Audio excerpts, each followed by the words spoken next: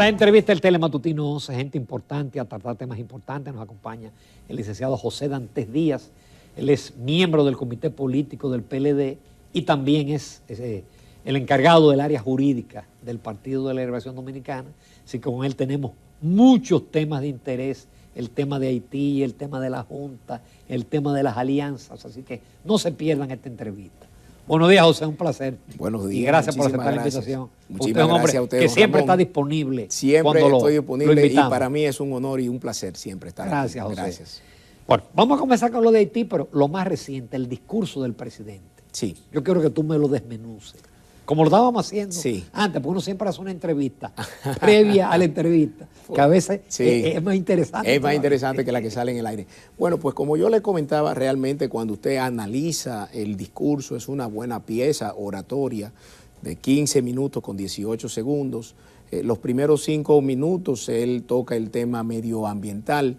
Sin embargo, el tema central de la Asamblea en el 78 periodo de sesiones de este año trata sobre la ratificación de los mecanismos para la solidaridad entre los pueblos, etcétera, y la consecución de los ODS, que muy bien puede entrar ese tema medioambiental ahí. Entonces, en los primeros 5 minutos, él habla sobre la necesidad que hay de tomar en cuenta de todos los efectos del cambio climático y al 5.º minuto, entonces, mete como un parcho que no tiene absolutamente nada que ver con la línea discursiva que va llevando, y es el tema de la lucha contra la corrupción que se está llevando a cabo en nuestro país durante 29 segundos, lo cual se nota que es como un parcho mal pegado. Pero bueno. No, pero esa fue una parte para el país. Exacto, esa parte del discurso fue para consumo interno, no para la Asamblea de la ONU. Pero bueno, eso es parte de la politiquería, yo diría. No el fondo, sino el tocar ese tema en ese escenario, que si bien es cierto, hay uno de los ODS que muy bien puede tratar el tema de justicia, paz y de la seguridad, pero realmente es como que usted tenga una clase de matemáticas exponiendo sobre las tablas de multiplicación y de buenas a primeras salte con la tabla de química. No tiene nada que ver, pero bueno. Entonces luego retoma el tema, entra en otro tema, un tercer tema, y es cuando dice que reitera la candidatura de nuestro país al Consejo de los Derechos Humanos de la ONU para el 2024-2026, elecciones que se van a llevar a cabo en los próximos meses, como una muestra, dice él, de la reiteración del compromiso que tiene nuestro país con la defensa de los derechos humanos en el país. Y lo que yo me pregunto, ¿realmente aquí hay un firme compromiso de la defensa de los derechos humanos cuando tenemos un 70% de presos preventivos que ya se le ha vencido su medida de coerción, cuando la presunción de inocencia es una garantía, es un principio y un derecho fundamental que no se respeta en lo absoluto, cuando el proceso judicial, el debido proceso se vive violando a diario? Entonces yo creo que realmente dista mucho el discurso en ese sentido de compromiso con la defensa de los derechos humanos versus lo que se está haciendo en la práctica en nuestro país. Entonces, luego de que habla de medio... Si tú me permites, yo le agregaría a eso los fusilamientos que hace la policía. Además de los intercambios de disparos, tal y como usted dice, las muertes extrajudiciales, y en este proceso con Haití, que desde hace tiempo ha venido pasando, no por lo del canal, que voy a tocar ese tema ahora, sino antes, cuando vemos la forma en que se repatrian los haitianos, pues lamentablemente es violando derechos fundamentales. O sea que ese compromiso de nuestro país realmente queda en entredicho. Pero bueno, es parte, yo diría, de su discurso ante esa asamblea, cuando en la práctica nos damos cuenta que no es así. Entonces, cuando toca esos 3 temas divorciados prácticamente uno de otro, retoma la parte medioambiental y entonces entra a hablar de la situación haitiana con la construcción del canal. Y prácticamente repite parte del texto de la carta del canciller Álvarez del 7 de julio, creo, 7 de julio, del 2021. Prácticamente 3 párrafos de la carta y hace referencia a unas especificidades que solamente son, vamos a decir, de conocimiento del ámbito local. Que la situación que está pasando puede afectar y nombra una empresa que está en la frontera, que emplea, creo que a más de 17,000 haitianos y a 8,000 de nuestro país, y entra en temas que inclusive aquí hay mucha gente que no los conoce. Entonces lo lleva a ese escenario internacional. Y posteriormente entonces habla de Perdón, ese documento que tú te refieres no se compadece con el de mayo, donde de mayo ellos le dan luz verde al canal. Claro. Y dicen que el canal no va a afectar el No, cauce. es una contradicción lo que pasó con la Comisión Mixta Bilateral y la carta que el canciller luego manda en el mes de julio. Pero bien, porque en ese caso le exigió. Lo que nos preguntamos todos es, ¿qué pasó desde el mes de julio del 21, que se mandó esa carta, hasta la semana antes pasada? Nada. ¿Me van a decir a mí que realmente se paró la construcción del canal durante 2 años? Entonces, bueno, se pudo haber parado por la muerte del expresidente Moïse. Es cierto, porque había una situación de inseguridad y lo pudieron haber detenido por un tiempo. Pero no es verdad que estuvo 2 años parados, los trabajos, en este caso, parados. Entonces, lo que yo me pregunto, ¿dónde estaba el CESFRONT? ¿Dónde estaban los órganos de inteligencia de la frontera? Que una obra de tal magnitud haya pasado desapercibida durante 2 años, aunque sea que hayan puesto 2 o 3 varillas nuevas.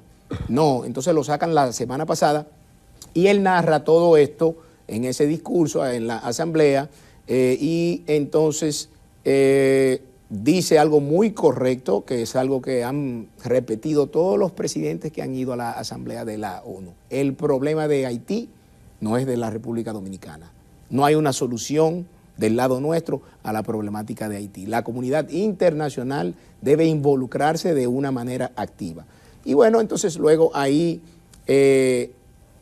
reconoce lo que el presidente de los Estados Unidos horas previas, dijo con respecto a la necesidad de que el Consejo de la Seguridad de la ONU pues autorice la misión internacional que Kenia está proponiendo liderar. Ahora, Kenia es realmente el país más adecuado para esos fines, para dotar de 1,000 efectivos policiales, cuando la historia de los derechos humanos en Kenia y de los órganos de seguridad y de orden público de ese país dan mucho que desear. Es una policía brutal. Es como usted meter, ¿verdad?, un grupo de gente que no tiene ningún valor por los derechos humanos, que él dice que supuestamente nosotros tenemos un firme compromiso con su defensa, en un país donde ni siquiera existen instituciones. Entonces estamos hablando cómo puede acabar eso. Entonces, una fuerza multilateral, pero ¿quiénes las encabezan? ¿O quiénes la integrarían? Kenia, Jamaica y Bahamas. ¿En serio? O sea, ahí no hay ninguna potencia que realmente tenga... Yo siempre he dicho, José, que sí, ningún país latinoamericano de envergadura va a integrarse a una fuerza liderada por Kenia. Por un país de África. Ni Colombia, ni Costa Rica, ni Brasil, Perú, ni Brasil. Brasil salió huyendo sí, de aquella misión de paz, la MINUSTAH, y lo cierto es que ahora hay una situación, como muy bien usted lo comentaba. Por eso es que hay que ser muy cauteloso en el manejo de las relaciones internacionales, porque es que usted no sabe quién es el aliado de mañana. Entonces, en el Consejo de Seguridad, que hay 5 miembros permanentes con poder de veto, está China y está Rusia. Entonces, ¿cuál ha sido el manejo de este gobierno con China? No ha sido un manejo en el cual la delegación de China se haya sentido respetada y valorada. porque desde el primer día de gobierno se le despreció, hasta tal punto que en la toma de posesión al representante chino lo sentaron allá arriba, en el balcón, y le dijeron que los chinos no podían hacer ningún tipo de inversión en este país en las áreas estratégicas. Y luego de eso una serie de, vamos a decir, de trato poco diplomático con los chinos. Ah, bueno, pero China fácilmente veta eso, o Rusia, porque China y Rusia, para llevar la contra a los Estados Unidos y a Occidente, muchas veces apalancan para su lado. Entonces, un veto de China o de Rusia tumba automáticamente la propuesta de una misión policial de Kenia para Haití. ¿Y qué vamos a hacer en ese caso? Entonces, habla sobre la situación haitiana, reconoce y pide que se conozca eso en el Consejo de Seguridad, pero yo creo, a la luz de los acontecimientos, que realmente la respuesta de nuestro gobierno fue una respuesta muy tardía, por un lado, porque en 2 años, ¿qué pasó? O sea, tú me quieres a mí decir que lo último que hubo fue la carta del canciller en el 2021 y luego de eso no pasó absolutamente nada, hasta coincidencialmente la semana antes pasada. Y él agarra el tema y justamente sale de viaje para Cuba y lo plantea en un escenario internacional y ahora lo plantea ante la ONU. ¿Tú crees que eso fue una jugada electoral? Es una estrategia política electoral, asesorado por quienes todos estamos claros que están manejando ese tema. Esto es política, esto es estrategia. Pero podría ser un boomerang, como dice un artículo muy bueno de Aníbal de Castro. Es que va a hacerlo porque no va a dar ningún tipo de resultado. Al público no sepa, el boomerang es un instrumento que usted se lo tira a alguien. Se lo tira. Pero que se devuelve para donde usted. Y se le pega a usted. Entonces, lamentablemente, yo creo... Porque, por ejemplo, ¿hasta cuándo se podrá tener cerrada la frontera? Eso es algo que hemos criticado. O sea, si bien es cierto que respaldamos todas las acciones que vayan en defensa de la soberanía y de la protección de nuestros recursos naturales, no es menos cierto que no podemos dejar de criticar la desproporcionalidad que hubo en la respuesta. La respuesta del cierre de la frontera no es la solución. Supongamos que ellos sigan con la construcción del canal. ¿Será sostenible el cierre de la frontera? Ellos no van a parar. Claro que no van a parar. Porque se unificaron. Claro que no van a parar. Pero lo que yo quiero decir es, ¿será sostenible el cierre de la frontera mientras se construya el canal? ¿Qué va a pasar con las provincias de la frontera que viven de ese intercambio, de ese mercado binacional? ¿Qué va a pasar con la producción de una serie de rubros como pollos, como huevos, como pastas, como una serie de comestibles, ¿no?, que se comercian diario en la zona fronteriza? Bueno, alguien me podrá decir, bueno, entonces eso impactará en una baja de los precios. Sí, pero por otro lado te puede llevar a la quiebra de los productores y aumentar el desempleo. Entonces, cuando usted gobierna, usted tiene que ver las cosas de una manera holística y no de una manera focalizada nada más, sin tomar en cuenta todo el resto de variables que inciden en la problemática en cuestión. Entonces, esa desproporción, y por eso digo que es una estrategia electoral, hablan de una gravedad en la frontera que necesita un refuerzo y mandan no sé cuántos helicópteros, tanques, militares, efectivos, y es tan grave que el presidente sale de viaje ese mismo día. O sea, usted...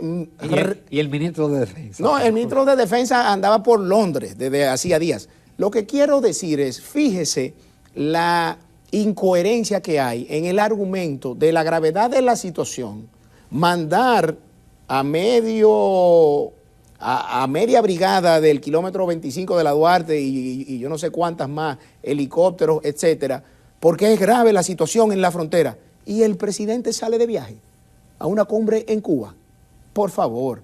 O sea, todo esto forma parte, desde mi punto de vista, de un libreto político electoral elaborado por los asesores extranjeros que él tiene como una manera de quererse presentar como un héroe. Eso a mí me recuerda una película que yo vi con Robert De Niro y Dustin Hoffman hace unos años, que se llama Walk the Dog.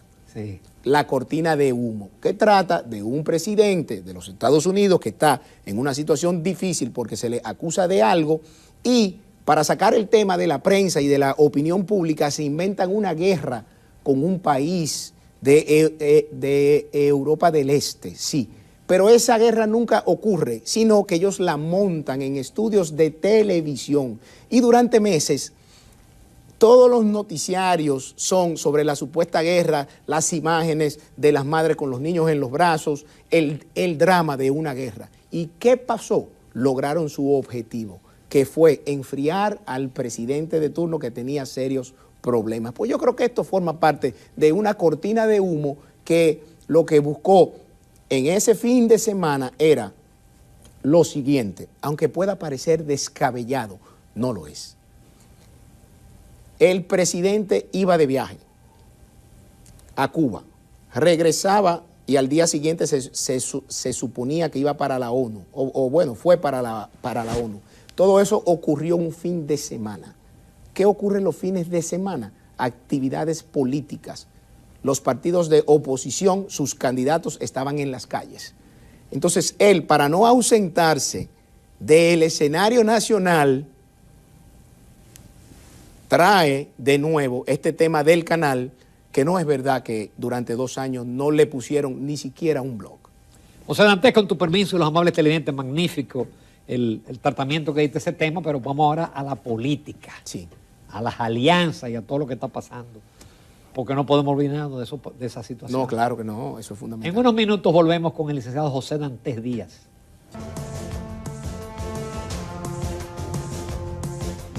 Continuamos la entrevista con el licenciado José Dantes Díaz, quien es miembro del Comité Político del PLD y del área jurídica de esa organización.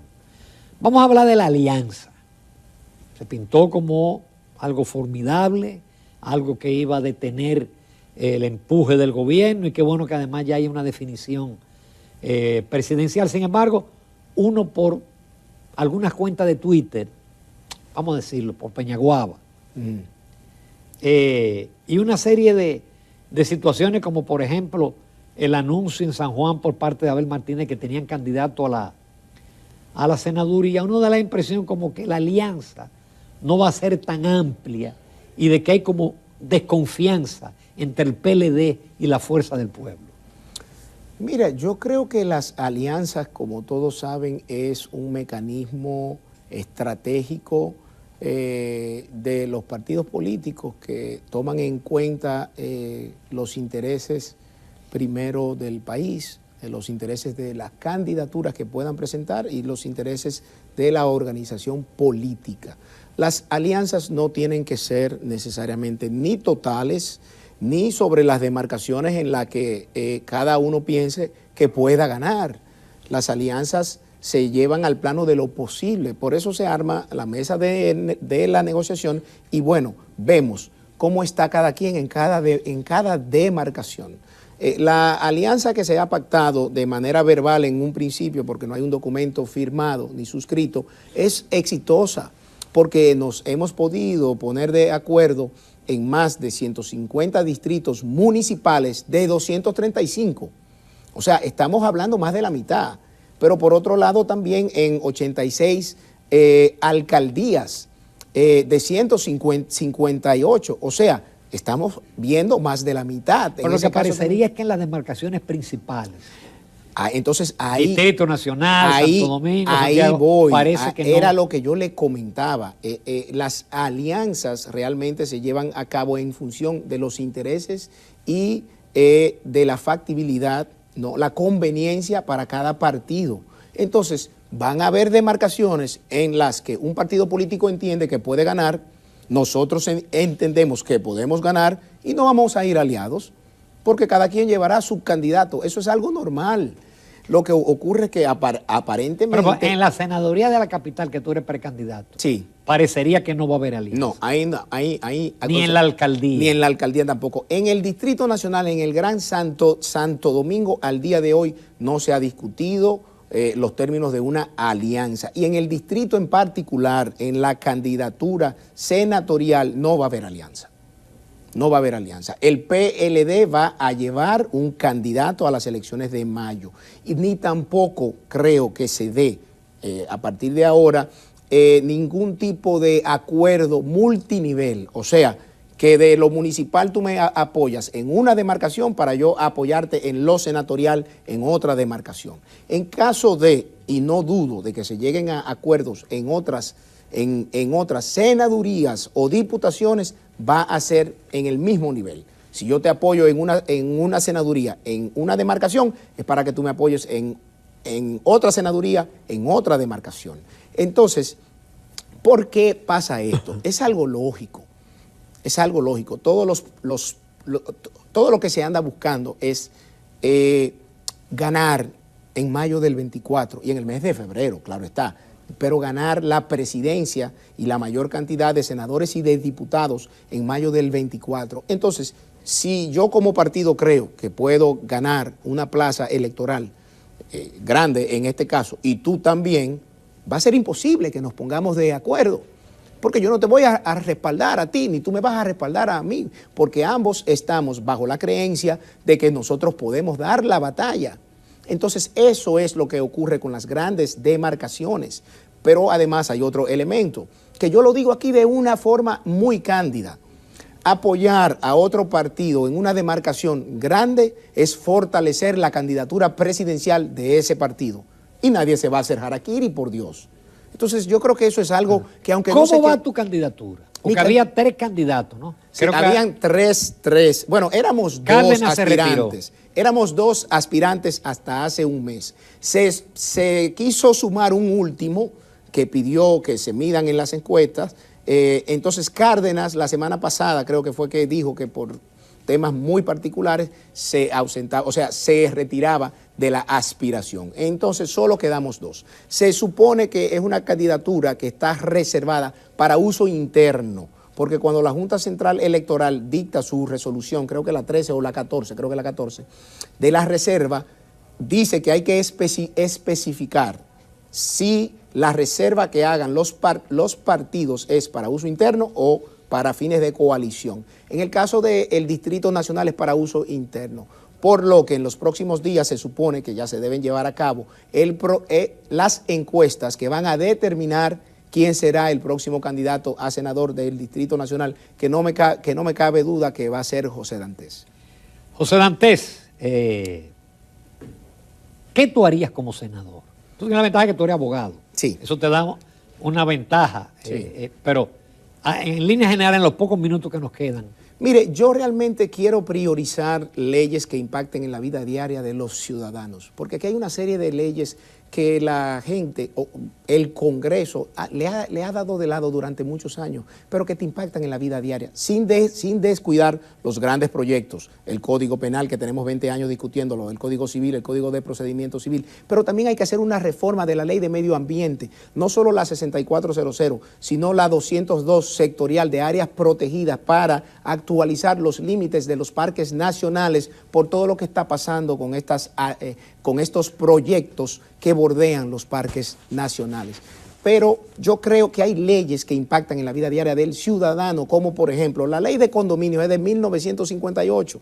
Nosotros tenemos que actualizar cuando no habían torres. Cuando no habían torres, entonces no responde a la realidad del Distrito Nacional y de otras zonas urbanas. Entonces eso hay que actualizarlo a los fines de que la convivencia en los residenciales pueda organizarse de una manera a las exigencias del siglo XXI y que los diferendos no tengan que acabar en un tribunal, porque eso es complicarle la vida a los ciudadanos. Otra, por ejemplo, el tema de la ley de divorcio. Hay que revisarla. No es posible que usted vaya a donde la gente llama un juez civil, que es el oficial del Estado civil, se case en 15 minutos, pero para divorciarse tenga que pasar por un proceso legal e ir a un tribunal que le cuesta dinero, que le cuesta mucho tiempo. Vamos a facultar a ese oficial del Estado civil para que en ciertos casos simples y de mutuo consentimiento, pues pueda divorciar también, así como casa, y usted facilita la vida de las personas. Pero por otro lado tenemos un tema, y es el espacio físico que se utiliza. La ley de urbanización y ornato público es del 44 y aún están vigentes esas disposiciones. Aquí cualquiera siembra una mata donde le da la gana, eso no puede ser así. Las aceras tienen espacios distintos. Entonces hay que homologar todo este tipo de cosas y hacer una ciudad más amigable para inclusive aquellos que tienen algún tipo de limitación física. Y el tema, por ejemplo, del empleo juvenil. Los jóvenes lamentablemente tienen una situación y es que no acceden al mercado laboral. ¿Por qué? Porque no tienen experiencia. Pero ¿cómo la van a tener si no le dan la oportunidad del empleo? Creemos en una ley que con el sector privado podamos crear plazas de trabajo durante 2 años para esos jóvenes que se van a insertar en el mercado laboral, y cumplido ese plazo, a cambio de facilidades en el pago de los impuestos, pues la empresa, dependiendo del tipo que sea, micro, pequeña, mediana, grande, tome la decisión de que se mantenga ese joven o que ya salga, pero ya contará con la experiencia que se le exige para un próximo trabajo. La ley de espacio público, no es posible que aquí se construyan plazas y locales comerciales sin espacios de parqueo.